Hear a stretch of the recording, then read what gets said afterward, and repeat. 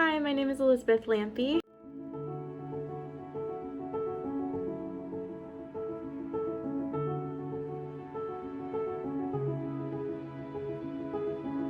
My dissertation work combined ecological momentary assessment, or EMA, and passive sensors via smartwatch to classify exercise episodes as either adaptive or maladaptive among individuals with eating disorders.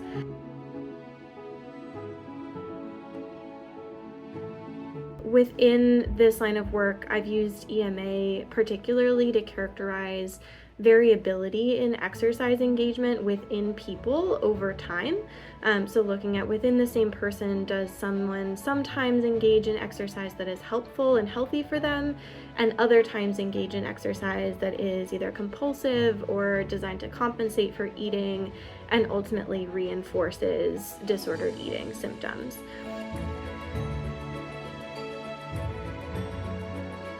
EMA has been a really important part, and specifically repeated measures using EMA has been a really important part of understanding for whom do these things vary and when, and then also identifying specific risk factors and drivers of that variance. So if someone's experiencing heightened negative affect, for example, are they more likely to engage in exercise that is maladaptive as opposed to exercise that is adaptive?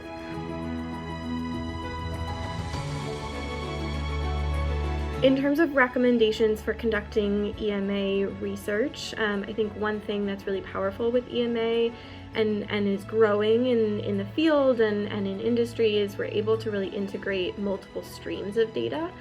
So for example, in my dissertation, I integrated passive sensor data, heart rate sensor data with my EMA data to identify specific characteristics of exercise intensity and timing and such. This is a really important and exciting thing we can do, but it also requires a lot of specificity in identifying our timeframes and understanding how these different sources of data and how these different data files are going to work together to inform each other, and ultimately to inform the conclusions that we're making. I look forward to continuing to work towards this and continuing to understand exercise presentations within eating disorders in the future.